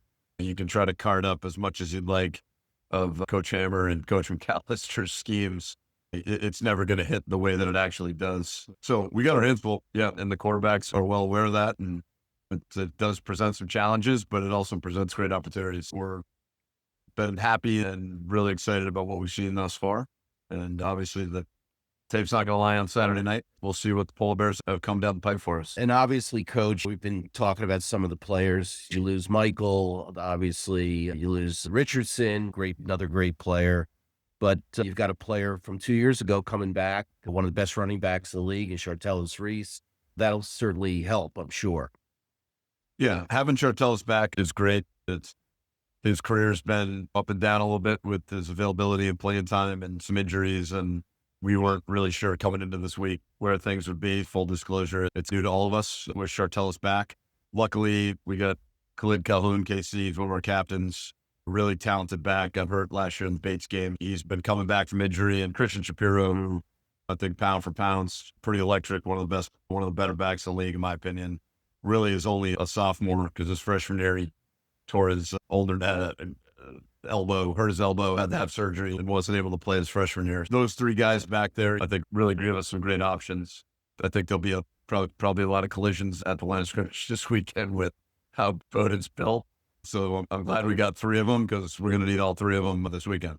So you talk about everyone in this league is replacing players. We've been covering this league for a very long time, and I can't ever remember a time where there's so many teams that are replacing quarterbacks in this league. And I can't ever remember a time where you go into the season, you say, geez, I was talking to Dave offline. I don't know where I think this is going. Normally you can handicap the 3 or 4 teams that you think are favorites. I think it's as wide open as it's ever been. Talk about that from your perspective. You guys been knocking on the door. Obviously had a great year last year, came up just a little bit short, but 7-2, nothing to scoff at. Where are you guys at in terms of belief as a program of, hey, why not us? Do you feel like you have enough there where you guys can be right there at the finish line? Yeah, I could give you coach speak lines. And but we're speaking free here. Speak freely. It's a safe space, Coach. I'd be lying to you just like any of the other head coaches in the league to tell you that you come in the NESCAC, you never know what's going to happen, especially week 1. And while we don't necessarily have a lot of guys that you're familiar with their names, there's a lot of guys that I'm very familiar with. And I'm really confident in the work that they've put in and the preparation leading up to the season in the weight room and how they've handled themselves. You talk about where we fit. Our program goals are always to compete for NESCAC championships, and now, God willing, national championships. It's a new. I'll talk to you in 15 months about that. Yeah, that's great. I bet I'm coming off some recruiting calls tonight, so I'm in that vein right now. But look, I don't have a crystal ball. I've seen the lows of this league, and I've seen the highs of the highs. But look, we haven't tasted a championship in a long time. I think to give you some perspective, and this is not said in a unappreciative way, but I think the program's at a place where, yeah, we finished 7-2 and we weren't satisfied. The kids weren't satisfied. The coaches weren't satisfied. The alums weren't. It's an environment where winning is something that we've done a lot of at every sport at Tufts. And if you don't think I walk around the halls with looking over my shoulder every once in a while, I'm probably one of the only guys there that hasn't won a NESCAC championship, let alone a national championship.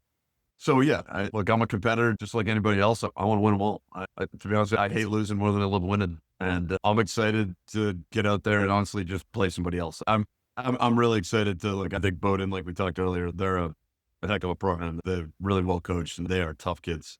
So it's not necessarily about Bowdoin, it's about Tufts, and I think we're going to learn a lot about ourselves because we're playing a really tough opponent. It's not a group that you're just going to go and show up, roll the ball out, and see what happens. So I probably be able to answer that a little bit better for you Saturday night. But yeah, like any head coach, I would assume in this league, they'd say they like their chances this year. But I've thought that other times before and haven't had a chance to put a ring on anybody's finger. But yeah, throughout the league, I'll agree with you. I think probably Colby has the most experience coming back to the quarterback position. Hamilton, the Hamilton quarterback, he doesn't let me sleep at night. I don't think I've slept in years since. I'll never forget pregame. I saw that kid out in the field his freshman year, and I'm like, who is that kid?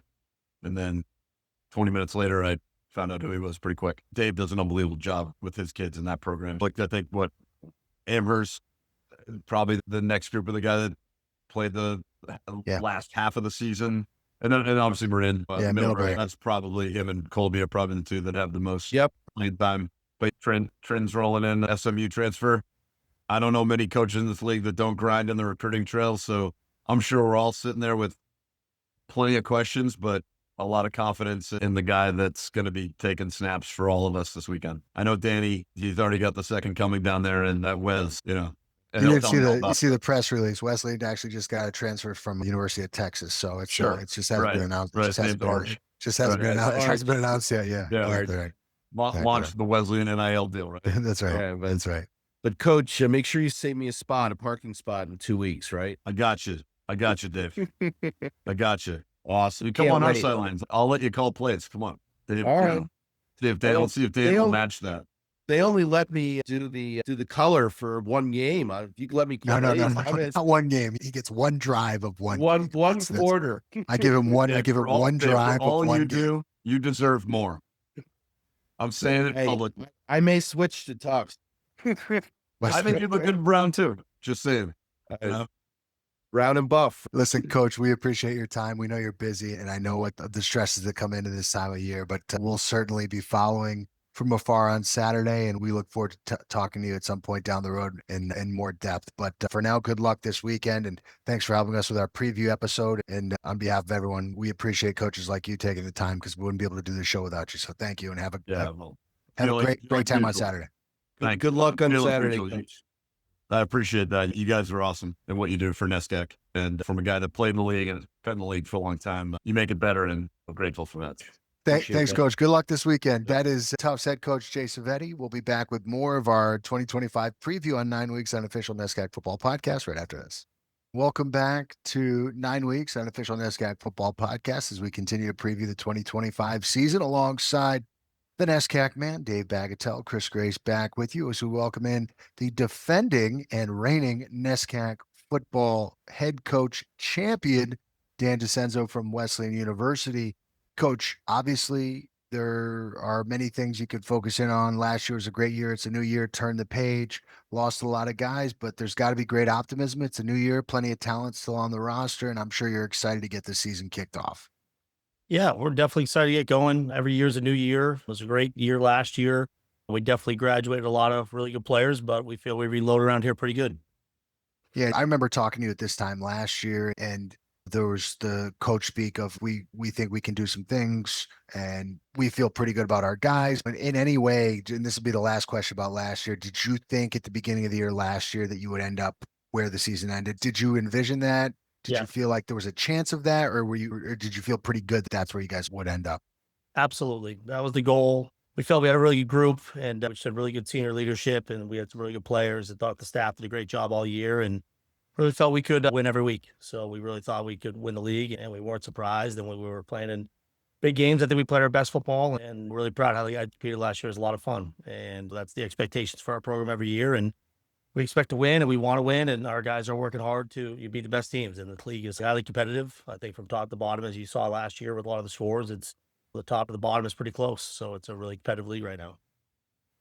About half the teams in the league are going to have new quarterbacks. Obviously, Wesleyan is one of those teams. Wesleyan's had a lot of success and a lot of really good players at that position over the last 10, 15 years.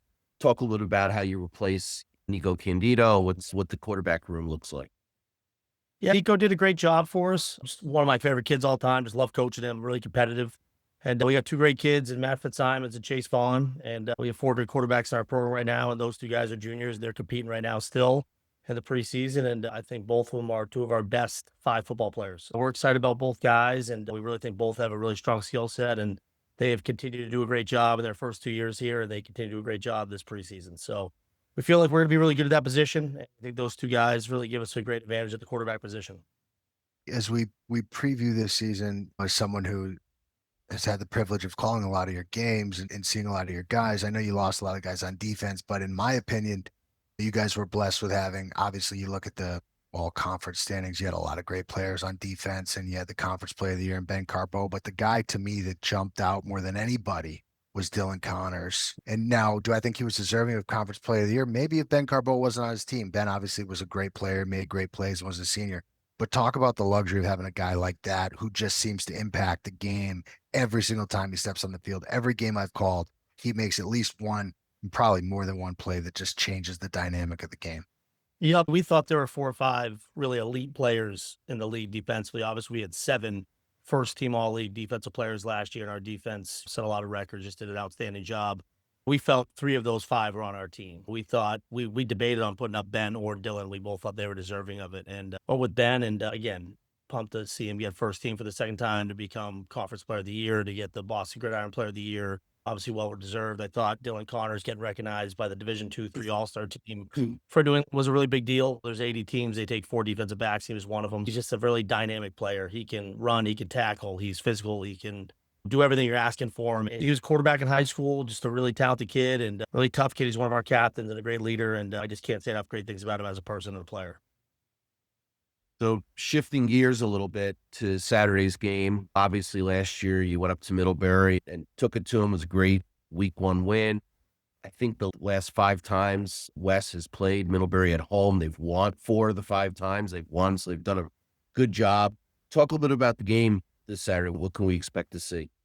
Yeah, I think it's 2 of the best teams in the league for the last 10 years going at it this weekend. So obviously it's a tough opener for both teams. And again, our guys have been working hard to prepare for that game, and they're a really good program and they compete hard. I think we've had some good battles with them. And again, I expect that they'll be one of the top teams in the league again this year, as I expect us to be the same. So I think it's really exciting for the league. The 2 big teams will against each other week 1. And again, we think that's going to be a great challenge for our guys.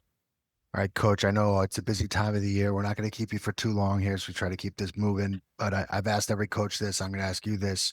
If you're going to tell me one position group that's going to be, excluding quarterback, which is a layup. Yeah.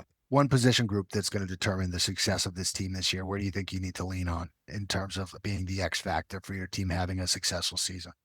Yeah, I think we're really deep on the defensive line. And I think it's been a staple around here. We've had some really good defensive linemen. Obviously, we had Nick Helbig, who was a 2-time defensive player of the year. And then last year we had Mike Rowan and Jason Villano, both first-team all-league guys. And we think that we had a bunch of other guys that should have been in consideration for all-league stuff. So I know they're hungry. I know they're excited. We feel we have 7 or 8 guys that can really compete. And again, I think they're going to cause problems for offensive fronts, where I think we're pretty good up front on the defensive line. Listen, we know that time is valuable, like I said, and I know you're prepping for Saturday's game. We'll have some more time to see you on Saturday, as both, I imagine Dave will be there. If he gets back, he's jet setting right now. He's living the dream.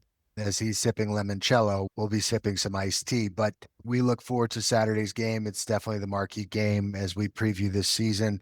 And we wish you the best of luck on Saturday. And thank you for taking some time as we continue to preview the 2025 NESCAC calendar. We hope to talk to you further down the road, Coach. Thank you.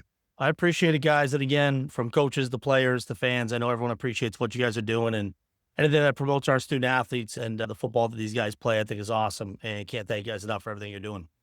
Thanks, Coach. Appreciate it, Coach. We'll talk to you on Saturday. Thanks again. That's head coach of the defending NESCAC champions, Dan DeCenzo. You are listening to 9 Weeks Unofficial NESCAC Football Podcast. Dave and I will continue to preview the 2025 season and the opening weekend right after this. Back with more. Welcome back to 9 Weeks, your unofficial NESCAC Football Podcast, along with the NESCAC man, Dave Bagatelle. Chris Grace back with you as we wrap up this podcast. It's time to make our picks and preview week one. First and foremost, Dave, we're going to go right through these pretty quick because this is already a long episode. We'll start the slate with the first game I see, which is in Lewiston. Amherst traveling to Bates. Two teams that won 2 games last year. Amherst got the better of the Bobcats in the opener last year. How do you see this one going? Give me your pick and what your key is to victory for this football game. Yeah, I look, I think this is going to be one of the closer games of the weekend. I'm really excited to try to watch some of this game or watch on a replay. I think you have a team who knows what they are and knows where they're going. In Bates, I think Amherst is a little bit of the unknown. What we're hearing, this could be the battle of the option. Here, Amherst might be playing a little bit of flex option as well. We'll see on Saturday. We know Bates is going to run the hell out of the ball. I in this game, first of all, I think I would just historically, I would say Bates would probably be giving 3 points just because they're the home team. It's their 150th anniversary of football in Lewiston. And I think Bates is going to get off to a good start and not only win the game, they'll cover the 3-point spread. All right. Just so the coaches will continue to come onto the show, I will not be making any predictions, but I will tell Dave, I'll tell Dave on the side what I think is going to happen. All right. Next game up, we stay in Maine, in Waterville, as the Bantams will open their season against Colby. A kind of sneaky, intriguing matchup here, Dave. I think both coaches like their teams, but there's question marks at different places for both teams.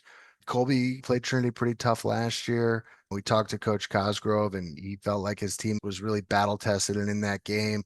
How do you see this one transpiring in Waterville? First and foremost, what is the official NESCAC man point spread for this game? And then obviously give me your pick and maybe one key to victory for this one. Yeah, because they're playing in Colby and it's game one, I'm going to be very conservative with this spread. I'm going to make Colby the home dog here. So Trinity giving 14. And wow, look, Colby did play Trinity tough for a half. And then Trinity, my recollection, ran away with it pretty good in the second half. I just feel like Trinity has too much talent. I don't care who's playing quarterback other than you or I for Trinity. I think that they're gonna cover that. I feel bad for Colby that they've got to play Trinity week one. I'm sure they can't wait till the schedule rotates again. Who wants to play? That's the one good advantage for Wesleyan. They never have to play Trinity to the last game. So I think Trinity wins by more than 2 touchdowns. I think they cover that spread, and I don't think the game's going to tell us a lot, by the way, on who the guy's going to be there at Trinity. I think they're going to run the ball quite a bit, but look forward to see the game. I know Coach Cosgrove's very, very bullish on his team. They play hard. He's a great coach. They've got experience as well. They got to replace an all-league tailback, so that's a question mark there. And they've got to replace Julian Young, who we had on the podcast last year, who got NFL looks. So, but they've got Romaine there, so it's gonna be an interesting game. But I think Trinity wins by more than 14 there. I will not be making a pick again, but I will say this. I think the first 15 minutes of that game are going to be very intriguing because you're going to have an unknown at quarterback for Trinity having to deal with a very physical defense. And that's a Colby team that if they can get in front and play with a lead the way that they play, that could certainly make things more challenging. But I tend to see what you're saying here, and we'll just have to wait and watch and find out. But you're right. I think Coach Cosgrove really likes his team, so we'll have to wait and see. Next up, we shift over to Clinton, New York. Hamilton is hosting Williams. The Eves, surprise, unknown at the quarterback position. Hamilton with perhaps the second, actually probably the most experienced quarterback in the NESCAC playing for the Continentals in terms of game reps. Yep. Hamilton won the last time they were out on the field. Williams also won the last time on the field, but didn't really finish the season as well as they started it last year. Give me your take on this game in Clinton. Yeah, I'm not sure this game. First of all, I'm gonna make the home team once again the dog. I'm gonna set Williams, I think, as a 10-point favorite in Clinton. Yeah, Hamilton has some talent. They've got Curzum. This is his third year starting. They've got Wildman running back. And of course, they've got Chester Boynton in receiver. Problem there is they're going to be starting 4 new offensive linemen, and their offensive line last year, that they only averaged, I think, Hamilton like 2.5 yards a carry running the ball. And they didn't run the ball particularly well last year. I don't think they weren't even close to breaking 1,000 yards as a team running the ball. So despite the uncertainty that Williams has at quarterback, they've got a really good running back in Orris. They've got good defense. They've got guys, yeah. They've got guys, and I just think they have talent. Once again, I'm not that bullish on Hamilton, so I don't know how much this is going to really tell us about Williams. I think that they not only win, I think they cover the 10-point spread playing on the road. All right, so we got 2 games left on the docket. The latest game, a 3 p.m. start time in Brunswick, Maine.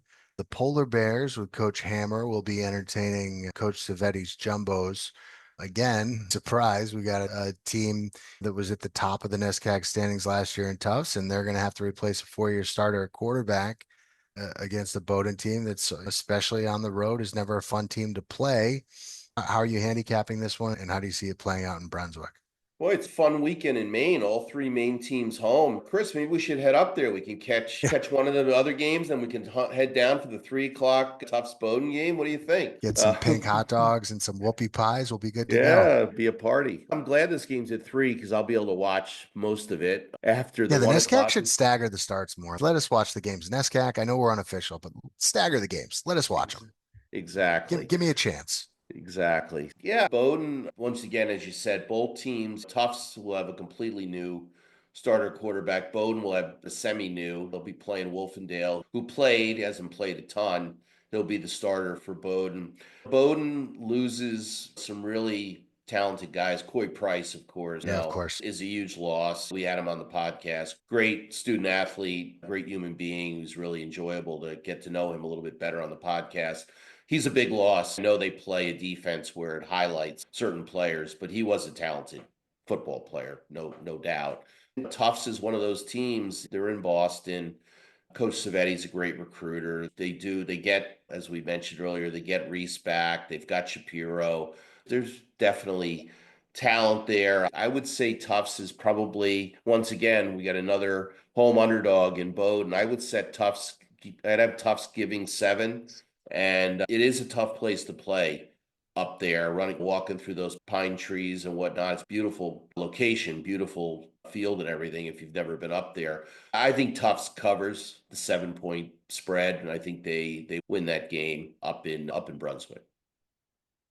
Okay, it's time for the final game of the week. This is a non-biased game of the week. Dave, as many of you do know, Dave is a big Middlebury football supporter. Sorry, Dave is a big Wesleyan football supporter, but is being very neutral on this podcast, which I appreciate. But without any discrepancies here, this is the game of the week. Dave, what I think about with this game is that in both cases, these are 2 programs over the last decade plus have always been in the mix. They've always been above 500, but this game really has set the tone for their seasons over the last 5 years in particular. And typically it's the home team that has dominated the series. Last year, we saw that shift a little bit as Wesleyan went to Middlebury in week 1, and historic performance by the Cardinals. They jumped all over the Panthers, and before you knew it, it didn't seem like you knew what you were watching. It was so one-sided. I don't think anyone was really prepared for that from, at that time, the defending conference champions who were breaking in a new quarterback. Surprise, these things happen. Wesleyan forced some turnovers, jumped ahead of them. But when these teams meet, in particular in Middletown, the games are always very competitive. And I know just listening to your predictions in the previous segment, you have Middlebury, and I'm really trying to figure out how you're going to wheel your way out of this one. You have Middlebury is finishing 2nd in the NESCAC and Wesleyan finishing 3rd, but I want to know what your prediction is for this game on Saturday and how you're going to backtrack on that one. Yeah, I'll give you a little hint. This was not one of Wesleyan's 3 losses that I have. Okay.